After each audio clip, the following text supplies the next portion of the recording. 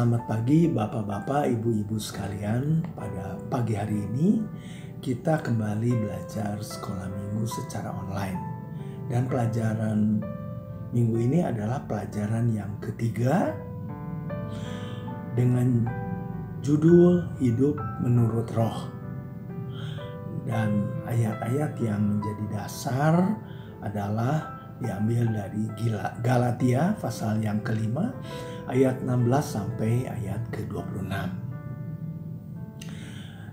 Baiklah, sebelum kita akan memulai pelajaran pagi hari ini, mari kita berdoa bersama-sama. Tuhan Yesus, sungguh kami bersyukur karena kebaikan Tuhan, pemeliharaan Tuhan bagi kami sekalian.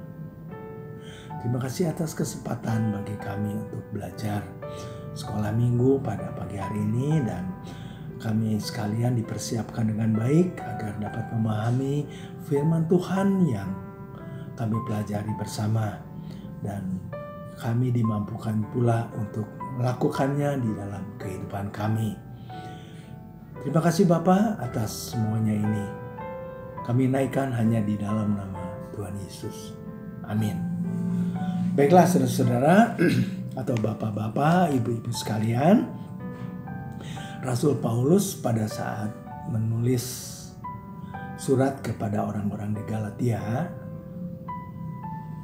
bermaksud untuk memperbaiki kehidupan orang-orang di Galatia.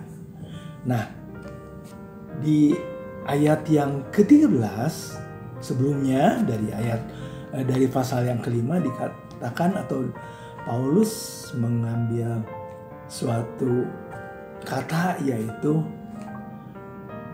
memerdekakan diri atau dimerdekakan terhadap kehidupan kita. Nah, Rasul Paulus berkata bahwa perkataan merdeka itu bukan berarti adalah kita dapat berbuat seenak kita sendiri, atau katakanlah orang-orang sekarang hidup semau gue. Nah, Rasul Paulus tidak bermaksud demikian. Rasul Paulus bahkan berkata demikian, kalau kita sudah merdeka, bukan berarti bahwa kita bisa mengumbar kehidupan jasmani kita sehingga perintah Tuhan yang ada di dalam hukum Taurat kita langgar begitu saja. Atau dengan kata lain bahwa karena kita merdeka, bagian-bagian dari hukum Taurat kita lakukan atau kita melanggar dengan begitu saja. Ada istilah antinomianisme atau antinomianis, atau yang diterjemahkan secara harfiah adalah anti hukum. Jadi karena sudah dimerdekakan, kita seenaknya hidup melanggar hukum Taurat. Padahal hukum Taurat itu satu pun tidak ada yang dihilangkan di dalam pelajaran ataupun di dalam ajaran yang Tuhan Yesus ajarkan kepada kita sekalian. Nah, posisi kita adalah posisi yang sudah dimerdekakan atau dilepaskan dari hukum Taurat. Namun sekali lagi kita harus menghargai hukum Taurat, karena sejauh terkait dengan masalah atau persoalan yang bukan ritual, maka hukum Taurat masih tetap berlaku untuk menjalani hidup kita menjadi hidup yang lebih baik. Nah, bapak-bapak, ibu-ibu sekalian, kita dihadapkan di dalam kehidupan kita ini seperti dua sisi. Nah, sisi yang pertama adalah sisi kehidupan secara roh, dan sisi yang lain kehidupan secara badan atau daging. Nah, di dalam keseharian kita selalu diperhadapkan dua sisi itu. Mana sisi yang kita dahulukan atau yang kita jadi pegangan, atau bahkan sisi kedagingan lah yang muncul. Sebenarnya kalau kita perhatikan di dalam kehidupan kita, yang saya maksud dengan dua sisi, yang pertama misalnya, di satu sisi menjadi orang percaya penuh dengan sukacita dan dengan damai sejahtera. Di sisi lain, menjadi orang Kristen dengan pergumulan, penderitaan, kelemahan, dan lain sebagainya. Mungkin juga di sisi terang, adanya pemeliharaan, berkat Tuhan, dari Tuhan yang selalu menyertai kehidupan kita. Kemudian di sisi muram, ada hal yang tidak bisa lepas dari kita seperti penyakit atau kekurangan secara fisik. Justru Tuhan menitipkan hal-hal tersebut supaya kita tetap bersandar kepada Tuhan. Ada saat kecewa karena Tuhan tidak segera mengangkat penderitaan dari hidup kita.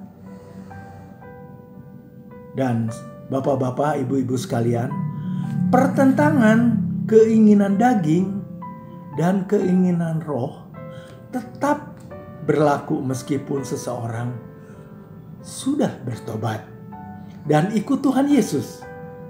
Karena manusia Kristen tetap masih hidup di dalam dunia ini dan hidup dalam daging. Ada sebuah ilustrasi yang saya rasa cukup bagus untuk menggambarkan dua macam sisi ini. Ada seorang bijaksana yang memelihara dua hewan peliharaan.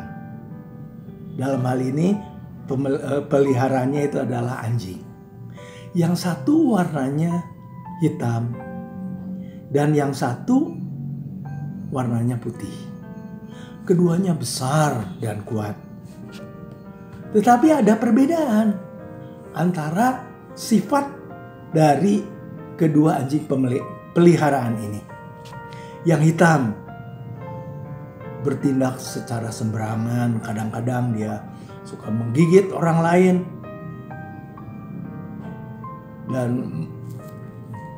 memperlakukan sekelilingnya kadang-kadang dengan seenaknya.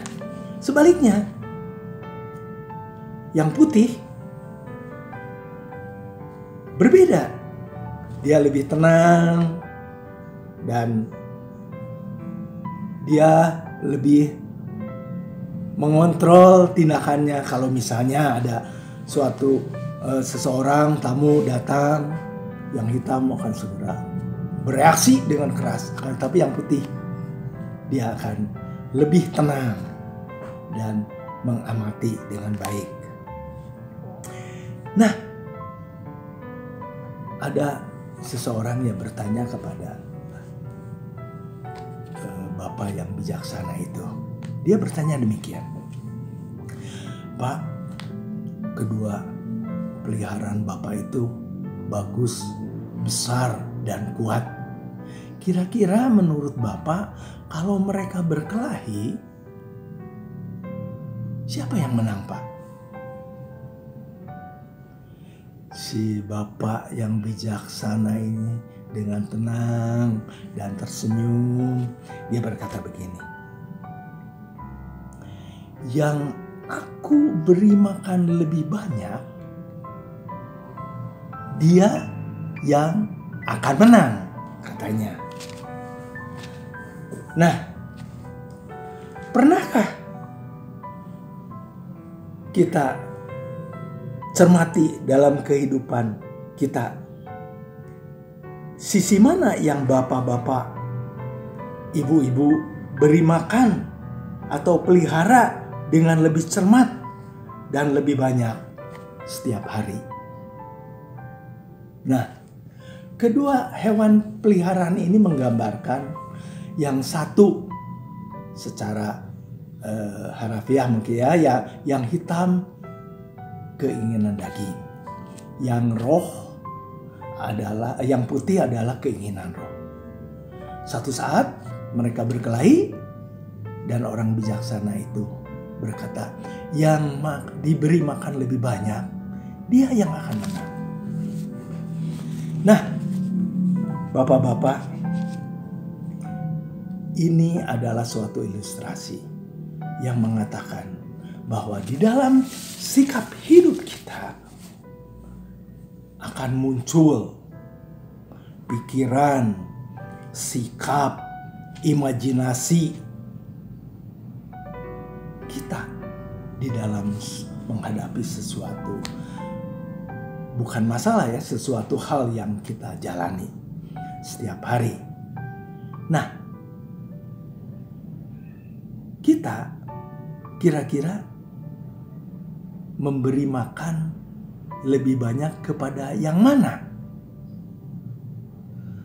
Kepada rohani kita atau kepada daging kita?